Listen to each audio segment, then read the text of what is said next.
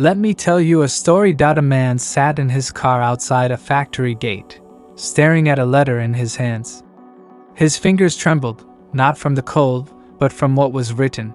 Your position has been terminated. Just like that, 20 years of hard work, gone. He didn't start the engine. He didn't call anyone. He just sat there, in silence, wondering what it was all for. That man could be anyone. Your neighbor. Your father.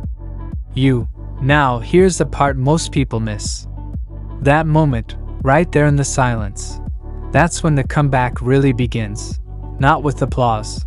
Not with a miracle. But with a decision in the mind. I'm Napoleon Hill, and I've spent a lifetime studying the minds of the most successful people in history. And I can tell you one thing with absolute certainty. Every success story begins where most people would quit. Part 1. Control your mindset. The first step back up when life knocks you down. And it will. The first thing you must take hold of is not your job, not your reputation, not even your relationships. It's your mind. You see, I've interviewed millionaires who lost everything, twice. I've spoken to inventors who were told, no, 100 times before the world said, yes. And you know what kept them going? It wasn't luck. It wasn't talent. It was mental control. The ability to govern their thoughts when their world was falling apart. Let me break this down with a story. The woman who lost everything and found herself. There was a woman named Carla. She ran a little bookstore in her hometown. Her dream come true. She poured her heart into that place. Late nights, early mornings. Her customers adored her. But one summer, things started to go wrong. Sales dropped. Suppliers pulled out. The bank called in her loan. And by December, she was done. Store closed. Dreams crushed. She came home, sat at her kitchen table, and stared into space for hours. Her mind raced with guilt, shame, and fear. I'm a failure, she whispered to herself. But then something happened, not outside, inside. She noticed the words she was repeating. I'm a failure.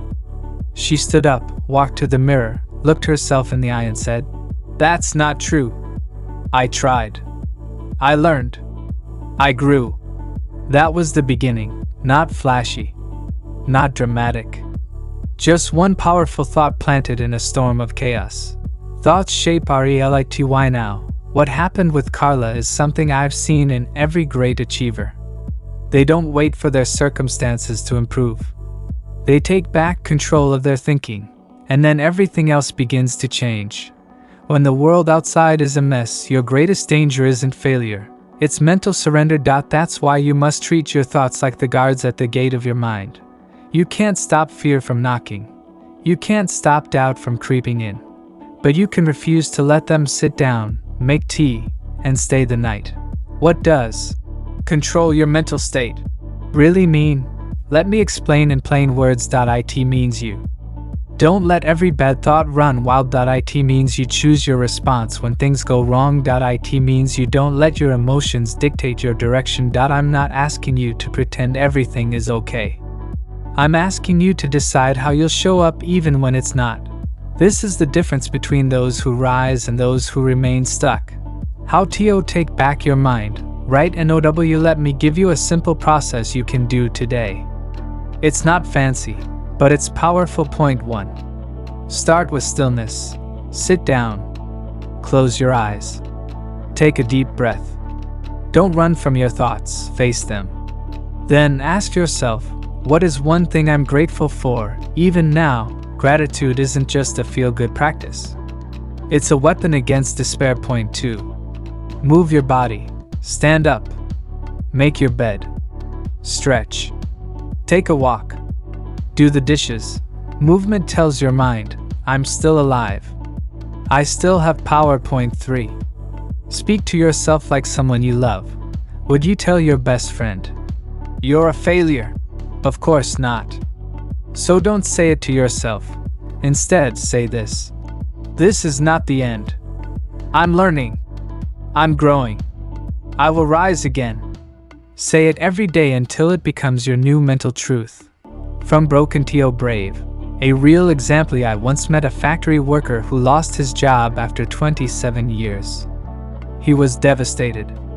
But the next morning, he woke up, shaved, ironed his shirt, and went to the public library. He borrowed books on carpentry, something he once loved as a boy. 2 years later, he was running his own small furniture workshop. And he told me this: "It wasn't the skills that saved me. It was the way I thought about myself when everything was falling apart." That, my friend, is the secret. You may not control the economy, your boss, or the storms of life, but you do control the way you think. And your mindset creates your future. Final thoughts. The comeback begins. NOW. You're not finished. You're not broken. You're not beyond repair. You're becoming.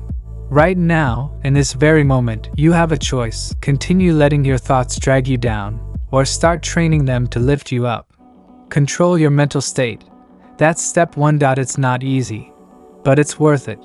Because from here, everything begins to change. Next up, part 2. Set a new target. Rebuild your purpose from the rubble. Let me know when you're ready for part 2, or if you'd like a voiceover script version for this part. Part 2. You've faced the fire. You've rewritten the story. You've turned failure into strength, and pain into power.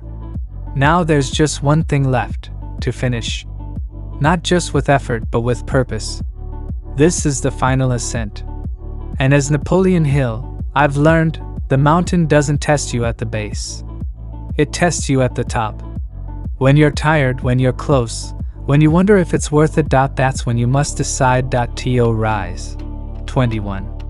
Decide who you refuse to be before you reach your peak.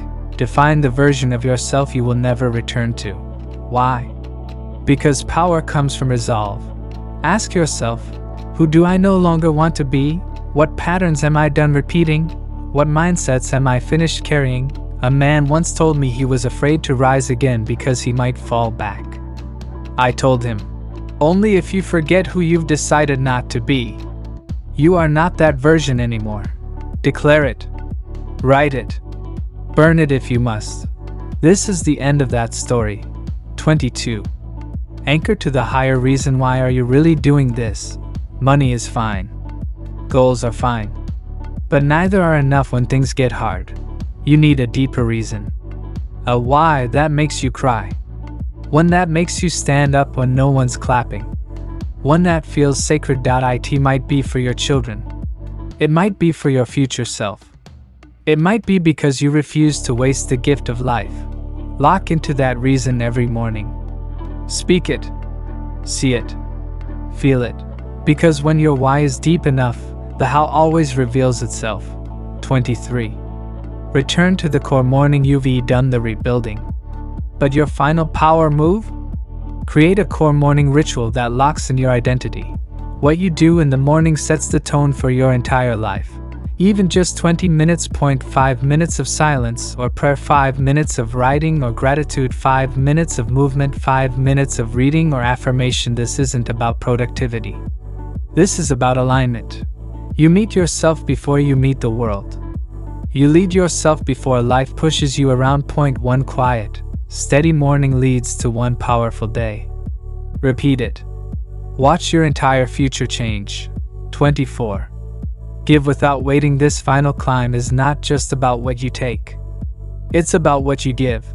Too many people wait until they're rich, healed, or successful to contribute. But that's backwards. Your generosity unlocks your abundance. Encourage someone, share your lessons, offer time or wisdom, help someone rise. A man once gave free coaching to 5 people while unemployed. One of those people introduced him to the job of a lifetime. That's the power of giving now. Don't wait. The universe moves when you do. 25. End with a promise. You started with struggle. You stood in the wreckage. You've rebuilt brick by brick. But this is not just the end. This is a beginning. And every beginning is built on a promise. Make this promise to yourself. I will not give up on me. Say it again. Say it louder. Say it until your soul believes it. Because storms will come again. Doubt will return. But this time, you will not fall the same way. You are wiser, sharper, stronger. You know how to rise. So promise this. I will finish what I start. I will protect my mindset. I will chase the vision that speaks to my soul. I will begin again as many times as it takes. Because my comeback is not an event. It's an identity. It's who I am now. It's who I choose to be.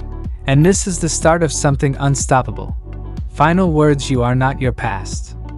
You are not your pain. You are not the person who gave up. You are the one who chose to rise. Let this be the story you tell, that when everything went wrong, you rose. That when the world turned cold, you burned with purpose. That when failure knocked you down, you turned it into fuel. You rose not because it was easy, but because you decided to, and that decision changed everything. This is the end of your fall. This is the beginning of your rise. Now go show the world who you are. Part 2 is now complete and written in the style of Napoleon Hill, using simple language, real-life story elements, and a motivational tone tailored for an American audience. Would you like me to continue with Part 3? Surround yourself with energy. In the same format? Part 3. Transform your identity. Reclaim your power. There comes a time in every person's life when the world they knew crumbles. The job is gone. The relationship ends. The plans fail. You look around and wonder, who am I now? And this question, though painful, marks the beginning of one of the greatest journeys a human can take. The journey of identity transformation. I, Napoleon Hill, have seen again and again that success doesn't just come from action. It comes from identity. Who you believe you are determines what you will attempt, what you will fight for, and what you will become. Point 1. Who are you when everything is taken? Imagine a man who worked 20 years as a respected banker. Everyone knew him by his title. But the bank collapses, and he loses everything overnight. In the quiet that follows, he sits alone, unsure of who he is without his job. But over time, he realizes, I was never just a banker.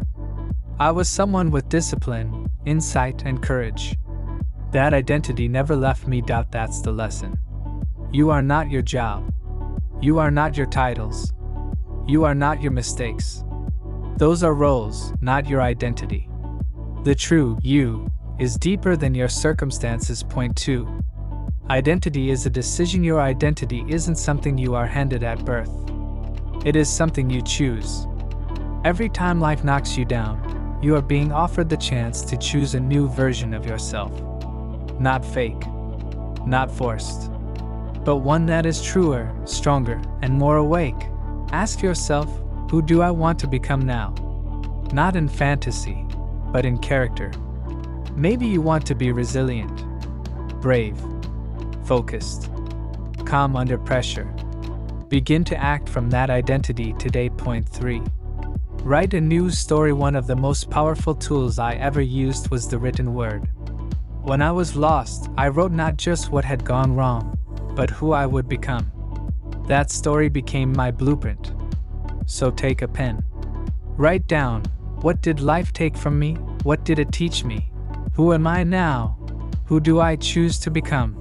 Writing doesn't just record identity. It reshapes it. Point 4. Shed the old labels. People will try to keep you in the old version of yourself because it's what they recognize. But you don't know anyone the past. If you were once known as the failure, the angry one, the lost soul, that's fine. Let them talk. Let the past echo. But don't live there. You have the right to evolve. Let me tell you about Sarah, a woman who spent years in silence after a divorce. Everyone saw her as the woman who lost her family. But one morning, she woke up and chose to see herself as something new, a guide for others who were grieving. She started small, writing blog posts, speaking at support groups. Her new identity wasn't a mask. It was her truth, waiting for her to claim it. Point 5. Step into the new identity daily. You don't have to transform overnight. Just act like the new version of you today. If you want to be strong, Do one hard thing. If you want to be wise, read one wise paragraph. If you want to be disciplined, keep one promise to yourself. Each action is a vote for your future self. Do it enough, and others will stop recognizing the old you. More importantly, you will stop recognizing the old you. Point 6. Protect your new self. Once you begin to change, protect that shift. Avoid people who pull you back into shame. Limit the voices that speak only fear.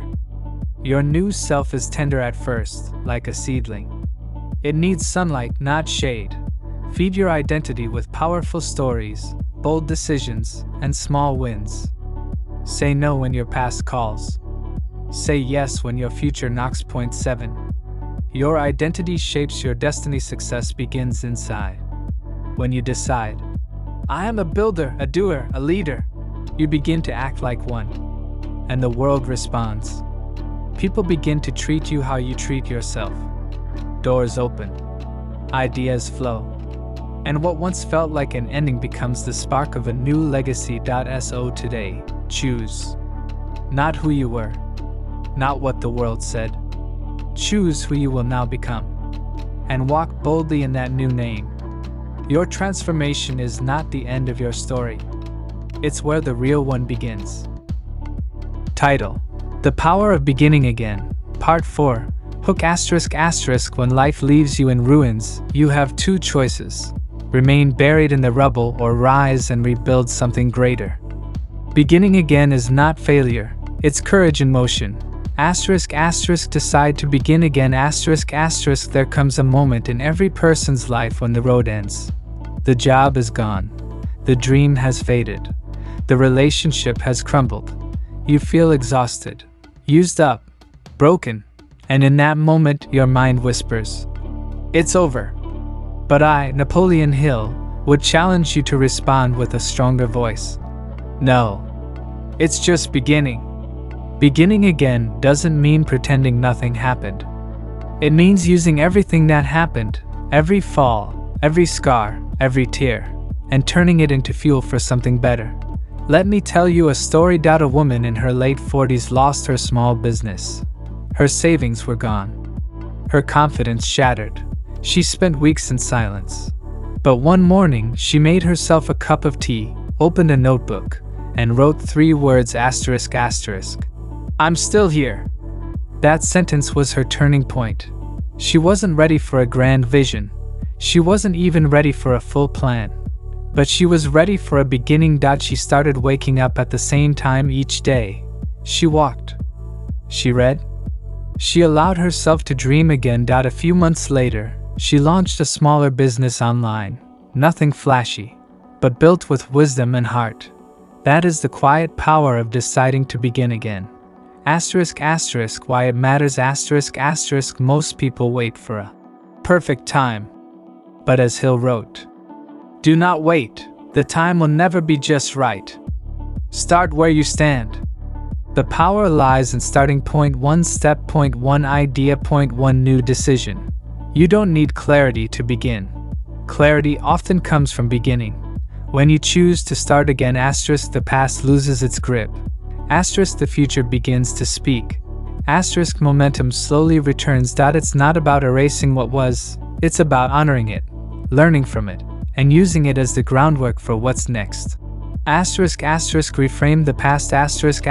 You may look back and feel shame, regret, or loss. But instead of seeing a failure, see a foundation. Hill believed that no experience is wasted unless you fail to learn from it. Your struggle taught you something.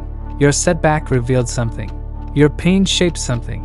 Now bring all of that with you, not as baggage, but as building blocks. Start small, stay steady.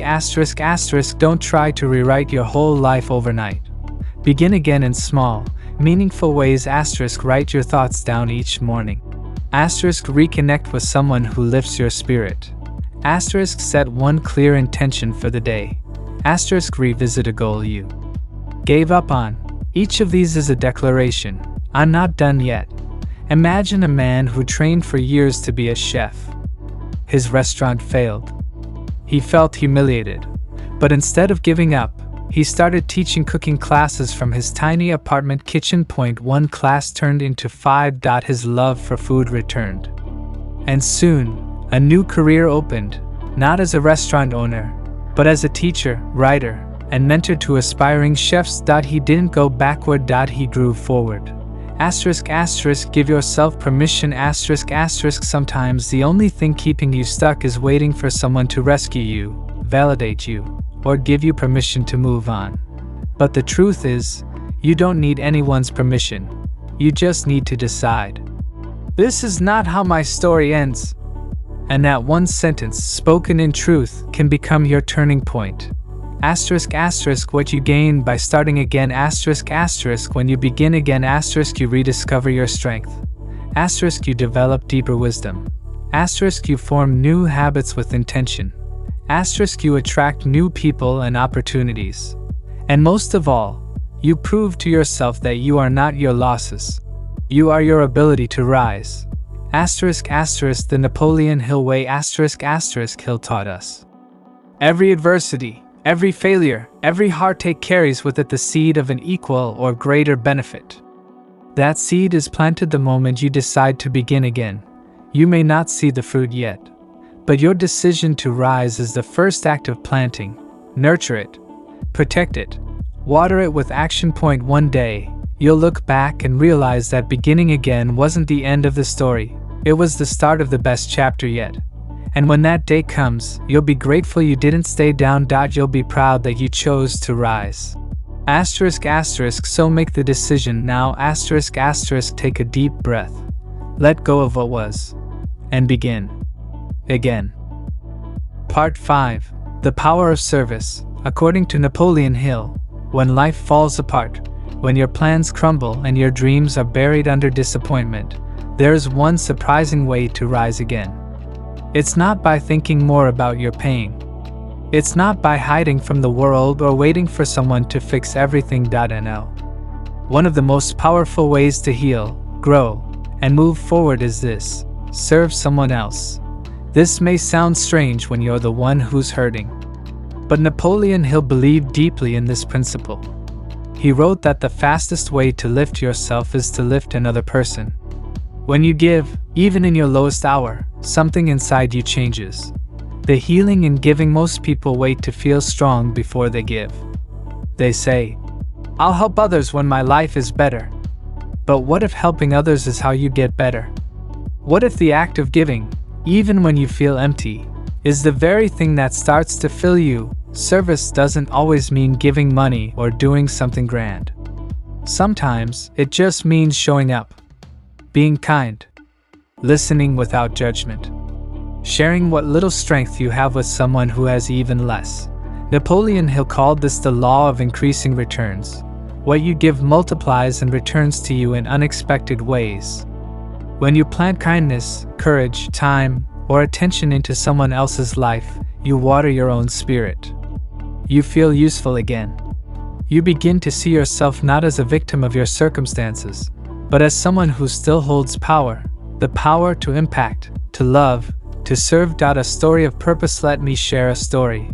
There was a man who had built a career for over 20 years. One day, without warning, he lost everything. His company closed. His finances collapsed. His relationships strained. For weeks, he sat in silence, feeling like his life no longer mattered. One morning, he noticed his elderly neighbor struggling with her garden. Without thinking, he walked over and offered help. They didn't talk much. He just pulled weeds, watered plants, and smiled politely. The next day, she invited him for tea. They talked. She shared stories. He listened. And somehow, the weight in his chest began to lift. It became a daily habit. Helping with the garden, sharing small meals, fixing things around the house. He still didn't have a job. He still didn't have answers. But he had a reason to get up in the morning. That reason gave him energy. That energy led to ideas. Those ideas led to new connections. And slowly, his life began to rebuild, not from the top down, but from the inside out. All of it began with an act of service. The power behind service. Why does service work so powerfully? Because when we serve, we shift our focus.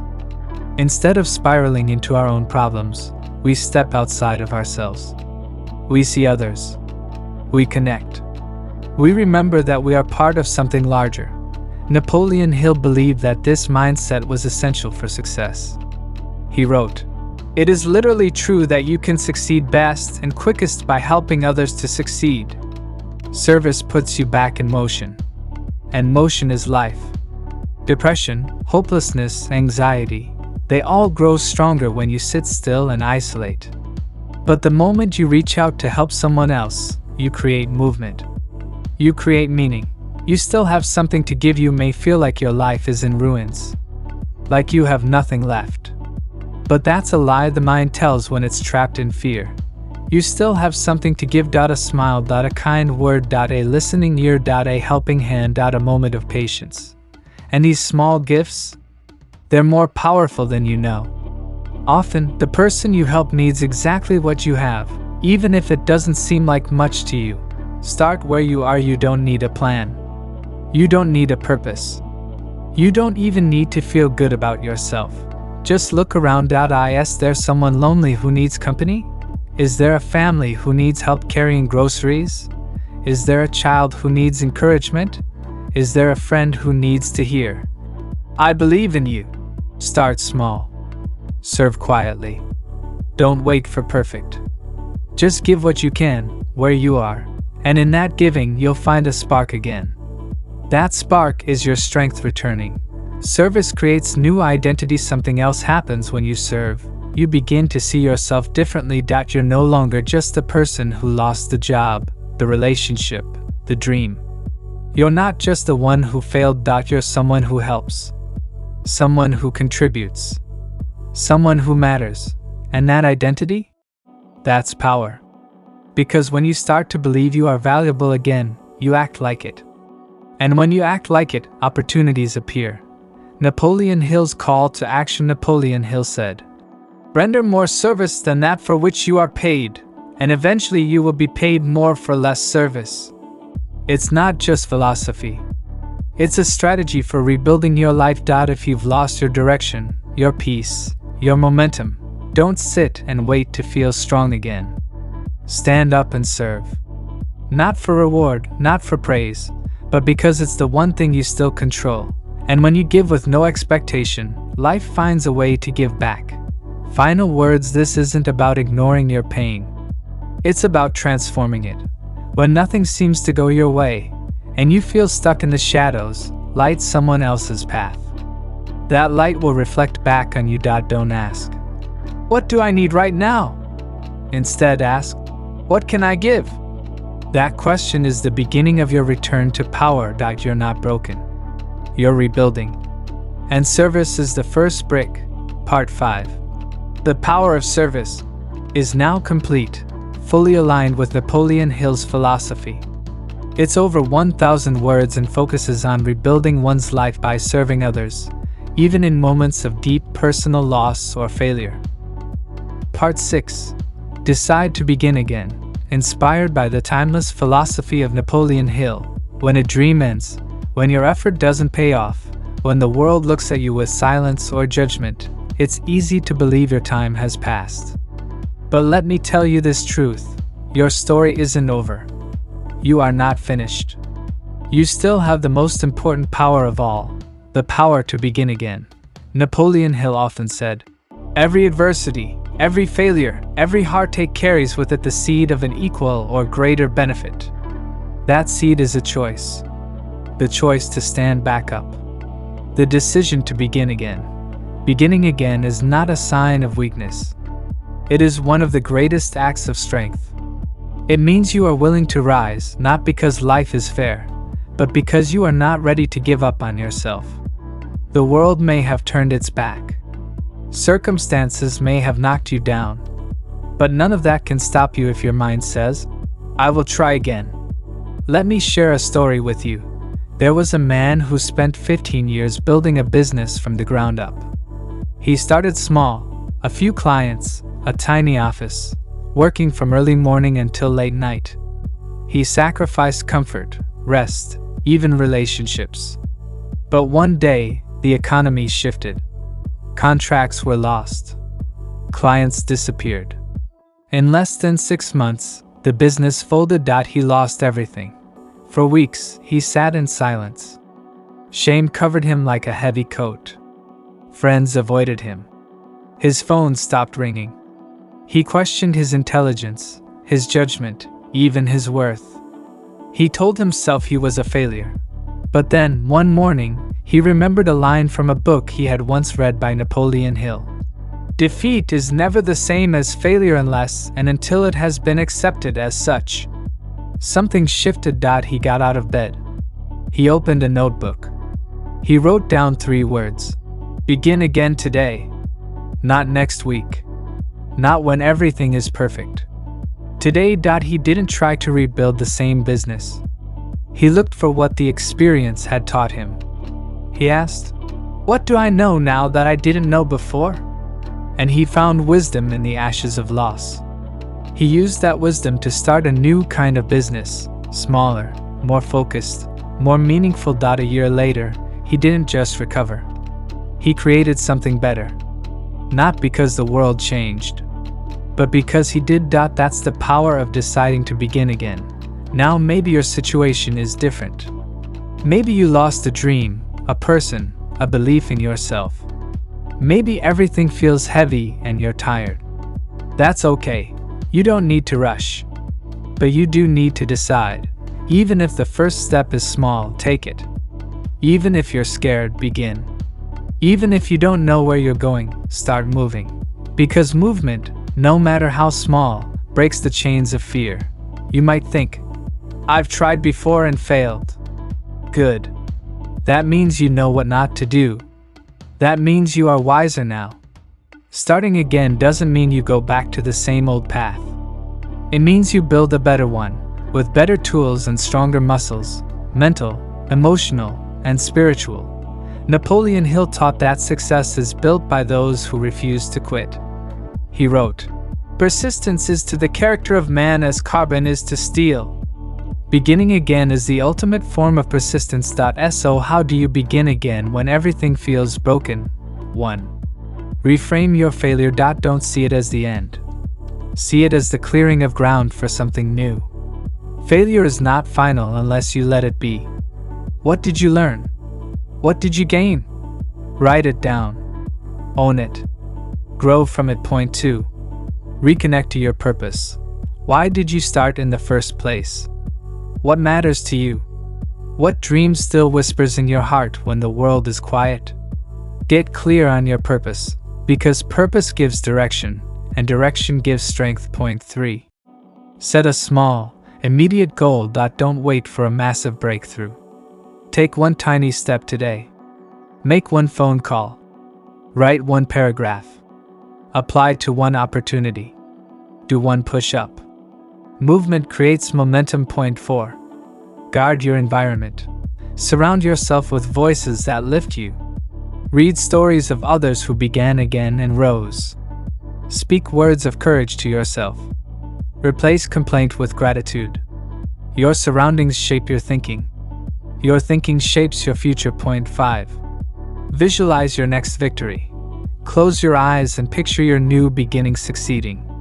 Imagine how it will feel. Hear the applause. See the results. Feel the satisfaction. The more you visualize success, the more your brain begins to believe it's possible. And what you believe, you move toward. Point 6. Remind yourself daily, I have not lost my power. Even if you lost your job, your relationship, your health, your money, you did not lose your mind, your heart, or your will. That's where your power lives. Feed it. Let me leave you with this. You are not your past. You are not your mistakes. You are not what didn't work. You are what you decide to become now. Every great life has chapters of darkness. Every champion has pages soaked in failure. But what made them great was not that they never fell. It was that they always got back up. So choose this day to begin again. Not because it's easy. Not because you feel ready. But because your life is still worth fighting for, you don't need a perfect plan. You need a decision. You don't need to be fearless. You need courage to act in spite of fear. And that decision, that action, that belief, that is the seed of a new beginning. So plant it, water it, grow it, and watch what happens next. Begin again. Today,